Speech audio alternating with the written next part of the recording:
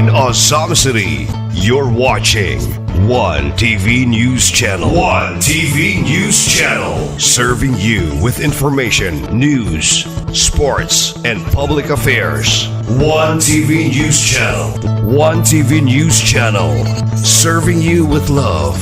Ang telebisyong pangmasa. One TV News Channel. One TV News Channel.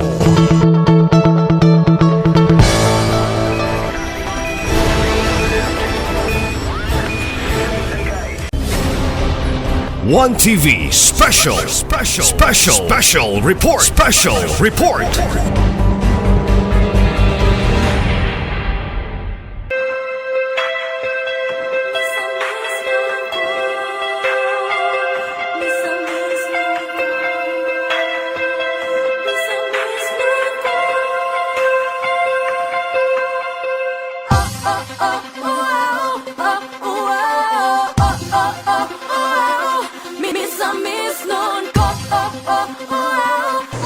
May I request the Honorable Majority for Leader, Honorable Marcelian Tapayan for the roll. Yes, Honorable Chair. We now proceed to a roll call, Honorable Chair. Honorable Neri, Present. Honorable OAMINAL Jr., Honorable Puente Cipres, Honorable Co, Honorable Lim, Honorable Salvador, Honorable Suizo Jr., Present. Honorable Lau, Honorable Romero de Sican, Honorable Sakin Jr., Honorable Tapayan, Present. Honorable Canlas Jr., Honorable Duay Lungsod.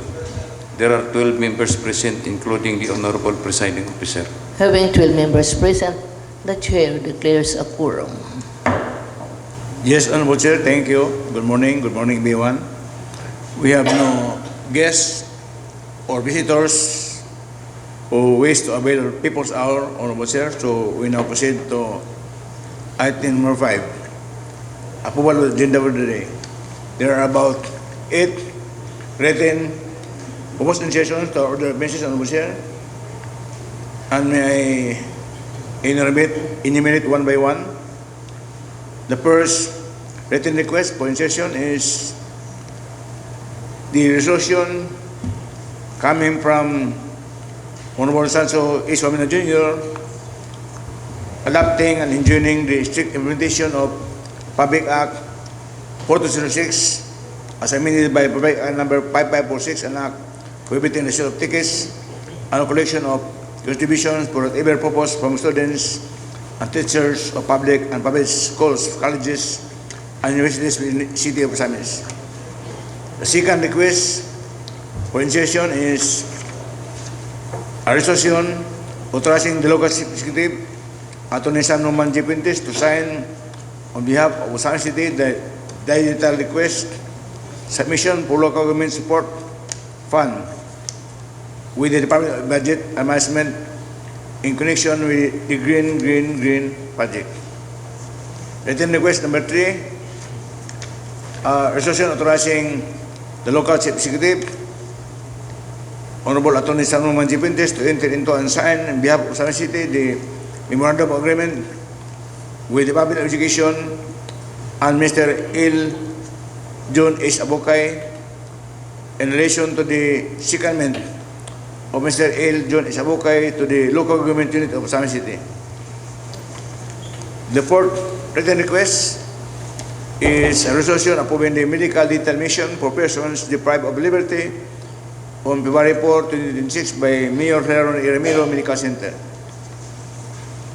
Written request number 5, a resolution approving the conduct of local recruitment of activities in Ozamiz City on 20 February 2026 at Piso, Ozamiz City by the Army Personnel Management Center. Written request number 6, a resolution approving the basic gender and development training for the residents of Pag-asa Youth Home and on 5 and 6 March 2026 by the Regional Juvenile Justice and Welfare Committee. Written request number 7, Honorable Chair, is an ordinance authorizing the temporary closure of various roads in the territorial jurisdiction of Ozamiz City for the third leg of the square and compass trilogy from 7 p.m. until 11 p.m. on 7 February 2026. The last but not the least, written request number 8, our resolution authorizing the local executive, Attorney Sam Norman Deputies to enter into and sign on behalf for the city of Ozamiz the memorandum of agreement with the Department of Education for the enhancement training workshop, the regional festival of talents, and the regional schools press conference. Those are the 8 requests for session. I promote the motion to approve the agenda for the day with 8 inclusions as enumerated. There is a motion from the Honorable Majority Floor Leader, Honorable Dakbayan, for the approval of our agenda for today with 8 inclusions as being presented. Motion approved. Thank you, Honorable Chair. There are no minutes attached to our order of business under item number 6.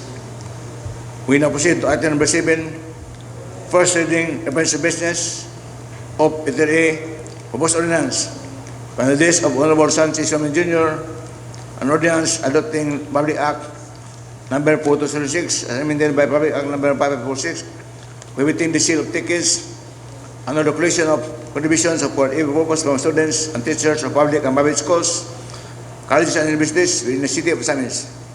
Honorable Sir, we had a talk with the author, Honorable Sir Nominal, last Friday, and there are some update and developments on this, and I now yield to Honorable OAMINAL to brief the body of the latest development of this ordinance, Honorable Sir.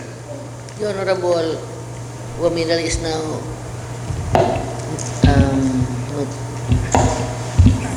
Thank you, Madam Chair. Thank you, Majority Floor Leader. Good morning, everyone.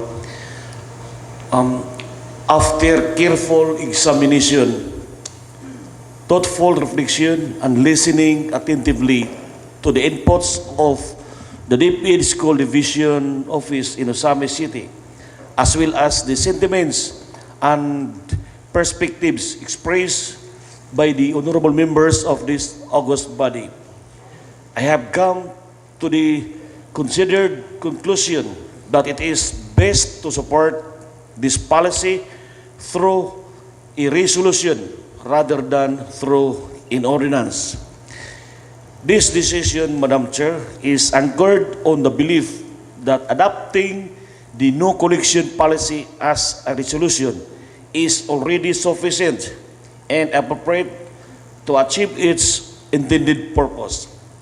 In light of these considerations, Madam Chair, I respectfully move that item number 7E for today's order of business, an ordinance adopting Republic Act 4206 as amended by Republic Act number 5546, prohibiting the sale of tickets and or the collection of contributions for whatever purpose from students and teachers of public and private schools, colleges, and universities within the city of Ozamiz be withdrawn from further consideration.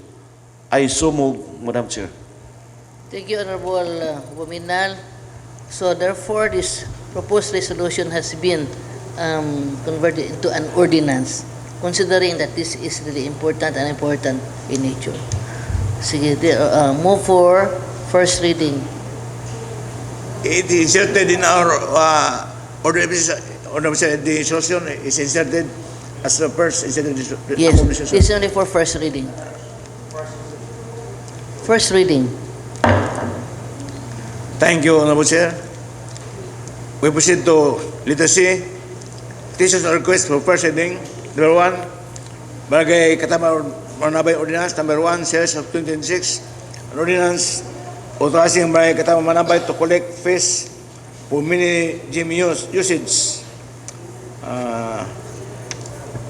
Complete supporting members are attached, Honorable Chair. I now yield to Chairman of Committee on Barangay Affairs, Honorable John Canlas, to recommend this for approval of the first reading, first originally, so we will try to deliberate whether we can have this approved on second and final reading, Honorable Chair. The Honorable John Carlos is now recognized by the Chair for the appropriate motion, please. Thank you, Madam Chair. Thank you, Majority Floor Leader. Good morning. May I request for omnibus motion, Madam Chair, for the 3 items. For number one only. Number one only. Okay. Item number 1 under petition or request, Barangay Katadman, Manabay, Ordinance number 1, series of 2026, an ordinance authorizing Barangay Katadman, Manabay to collect fees for mini gym usage. I move to pass for first reading and refer it to the appropriate committee. Move for first reading and be referred to the appropriate committee. Motion approved. Honorable Chair, this ordinance of Barangay Katadman, Manabay introduces fees or usage of their mini gym.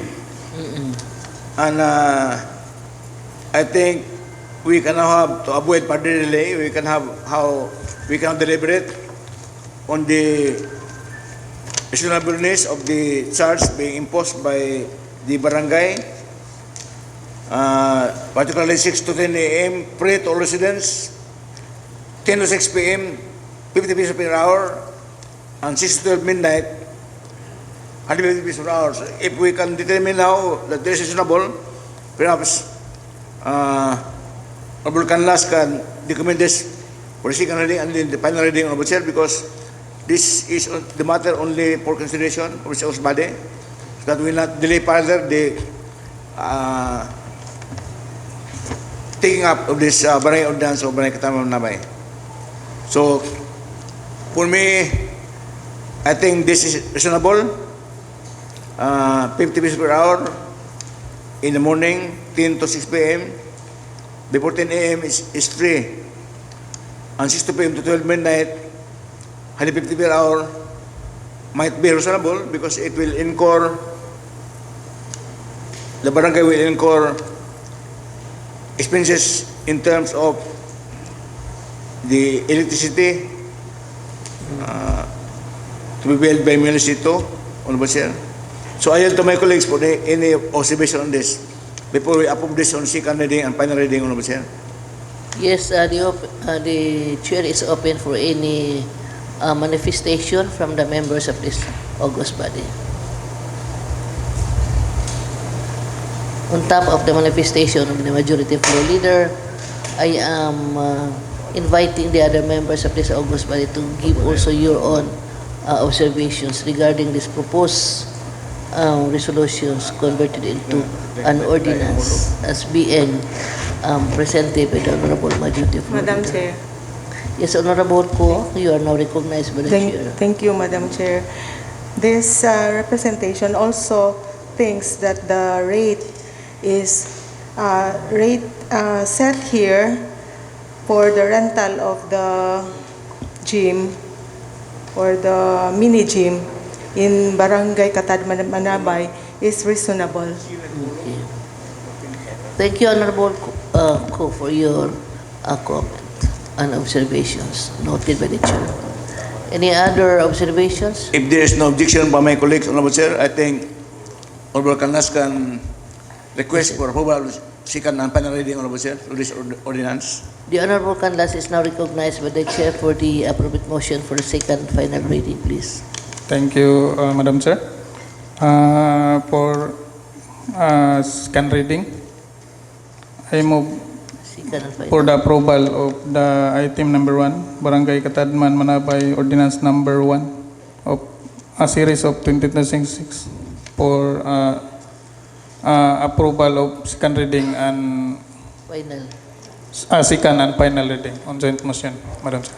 Moved by the Honorable Canlas for the second and final reading for the passage of this second and final reading, this ordinance authorizing Barangay Katadman Manabay to collect fees for mini-GM uses. Any comment or remarks?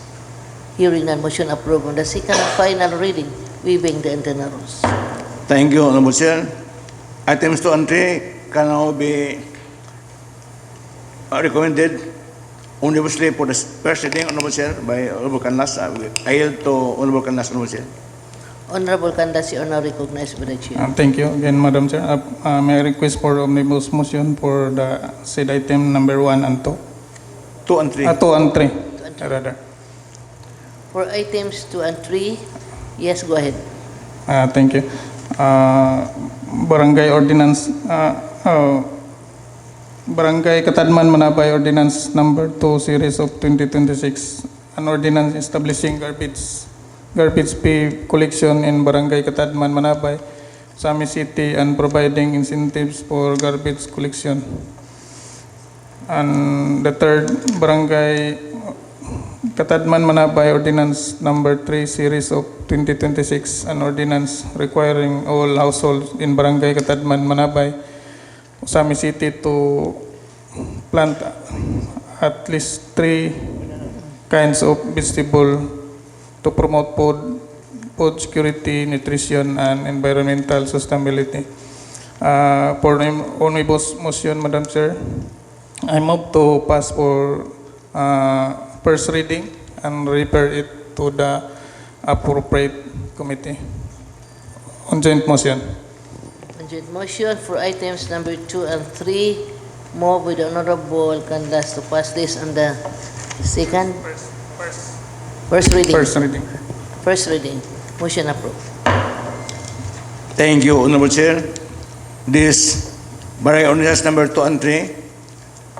Number 2 charges garbage fees to each household, Honorable Chair. And Ordinance number 3 requires each household to plant at least 3 kinds of vegetables, Honorable Chair, to promote food security and for other purposes. We are requiring the Barangay Katadman Manabay to hold a public hearing in the barangay on this to determine the consent of the barangay residents regarding the imposition of garbage fees for residential households, 10 pesos per household, and for business establishments, 15 pesos per establishment. This will be a public hearing on the barangay on this matter, Sir, and on these 2 ordinances, number 2 and number 3, and after the public hearing, we will report to the City Council so that we can schedule this for the second reading, Honorable Chair. Move for the second reading. No, we require the Barangay Katadman Manabay to conduct public hearing on these 2 ordinances, number 2 and number 3, and make a report to this August Body For our so second that we can reading. schedule this for the second reading. Yes, okay. Noted by the Chair, your manifestation, the Honorable Majority Floor Leader. Thank you, Honorable Chair. We now proceed to letter D, Missions and Communications. Order number 25 is in GF, that's 23, says to 25, an order reconstituting the Ozamiz City Enterprise, Economic Enterprise Regulatory Board, providing its composition, function, and purpose. This requires concurrence and adoption of City Council Officer. I yield to the Chairman of the Committee on Economic Enterprise, Honorable Cecil Yoko, to recommend action on this item, Honorable Chair. The Honorable Cecil Ko is now recognized by the Chair with the appropriate motion. Thank you, Madam Chair. Thank you, Majority Floor Leader. So I move to adopt and concur the Executive Order number 25 SNGF-023, an order reconstituting the Ozamiz City Economic Enterprises Regulatory Board, providing its composition, functions, and purpose, with the following members: the Chairman, our City Mayor, Honorable Attorney Sam Norman Fuentes. Vice Chair is yours truly. Secretary is Mr. Jaime Tomada, the Economic Enterprise Manager.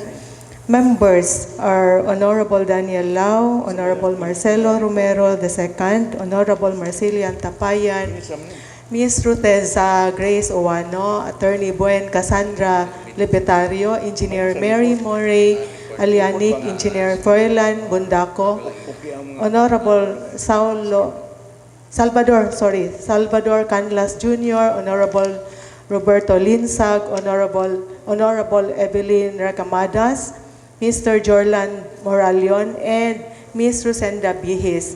Anytime this week, Madam Chair, we will be calling our first meeting with the new members of the Economic Enterprises Regulatory Board. So, with this, Madam Chair, the approval for the concurrence and adoption. Thank you.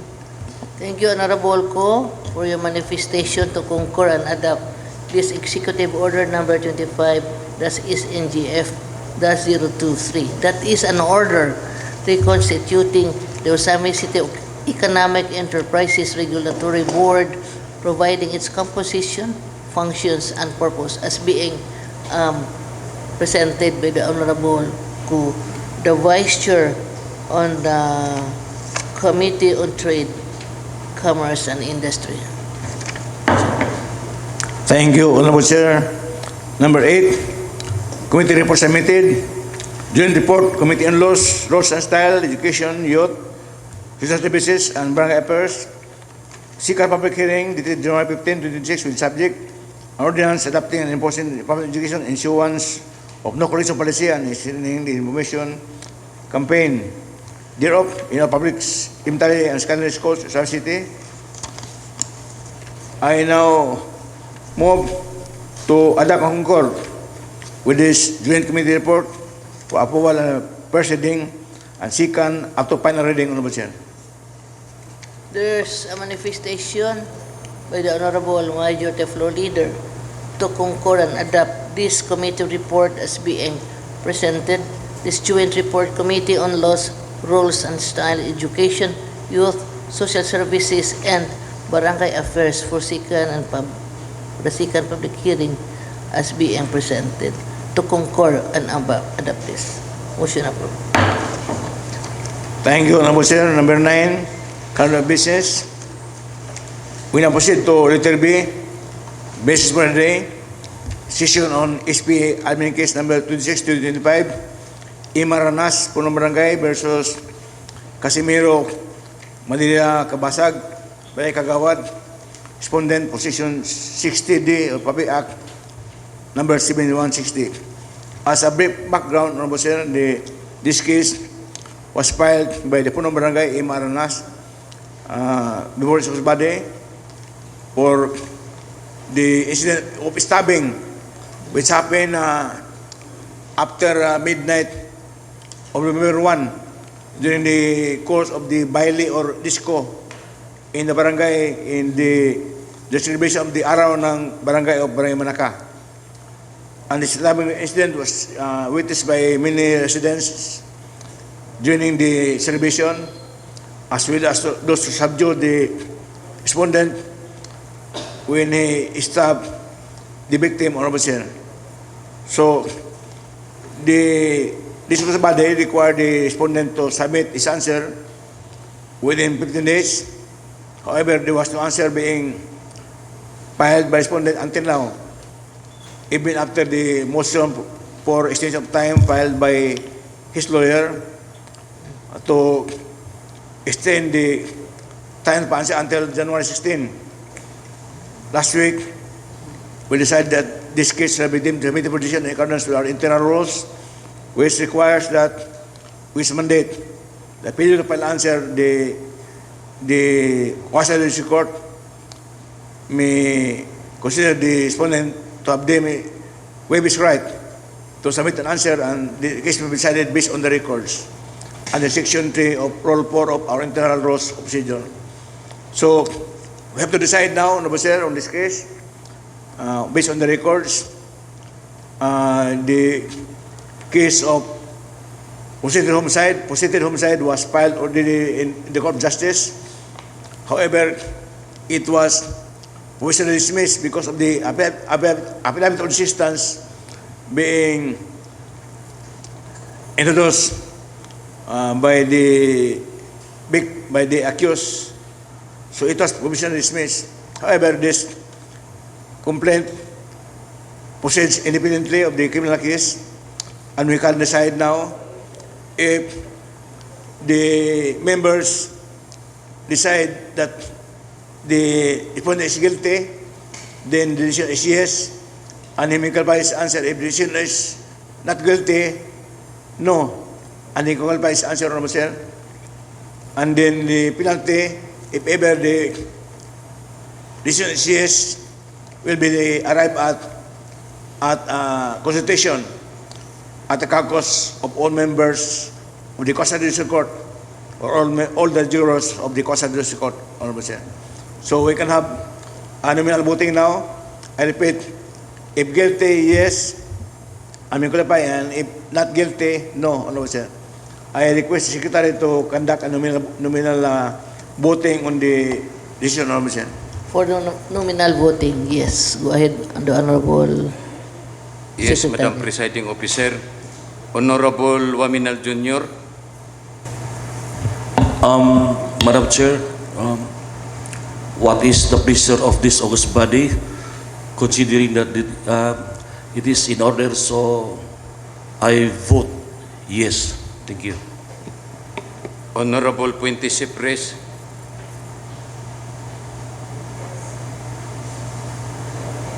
Honorable Ko.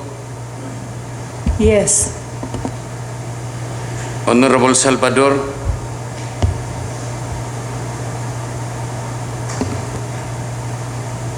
Madam Chair, my vote is yes. Honorable Suiso Jr. I think due process has been served, and they were given due notice as well as the time to answer, but for no reason there was no answer, and I think it's proper to have the decision be rendered today, and I vote yes, guilty. Okay. Honorable Lau. Honorable Romero de Sican. Honorable Sakin Jr. Honorable Tapayan. Yes. Honorable Canlas Jr. Yes. Honorable Duay Lungsod. 11 voted for yes, Madam Presiding Officer.